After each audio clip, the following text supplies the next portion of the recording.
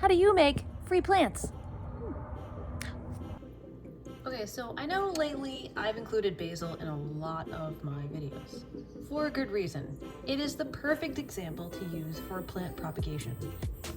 How can you keep creating all of this basil from one plant? It's possible.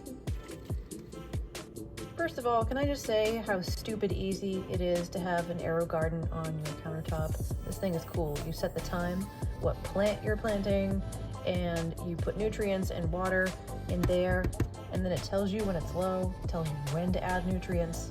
Super easy. And that light kind of moves up and down as things grow. You can kind of, put the light up. I recommend these to anybody that wants to just grow right in their kitchen. You can grow salads, you can grow herbs. It's so stinking easy. Back to business. Okay, so I've been trimming the heck out of this basil lately. I've probably trimmed it 4 times now, and it's been planted, it's telling me 48 days. That's not bad. So I'm gonna come in here and cut right above these growth nodes. I don't know if you can see, but there's 2 little leaves poking out from these little, what I call plant elbows.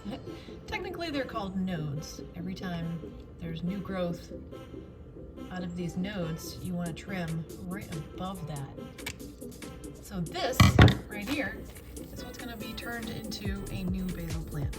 Believe it or not, yes, it is that easy. So now we want this little basil plant to produce roots, right? It's going to do that. It's going to shoot our roots right out of the bottom. But we have to support that. So right now, it wants to grow. It has all these leaves collecting photosynthesis, chlorophyll, all the fun stuff that's happening. Yeah. We're going to stop that. We're just going to pinch off these leaves. Bloop. Just like that. And then you could go one step further. Sometimes I like to do this.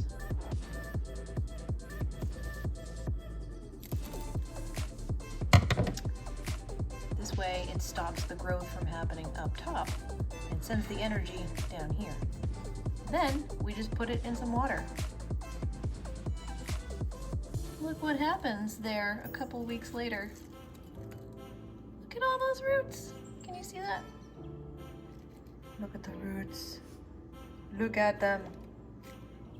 Now we can plant these directly in soil, and you have created more basil from one plant.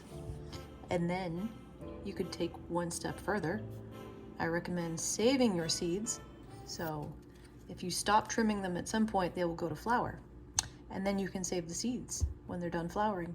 And then you have more free plants. Propagation, seed saving. This is how you keep the process going. Super easy. And now you know. Happy gardening!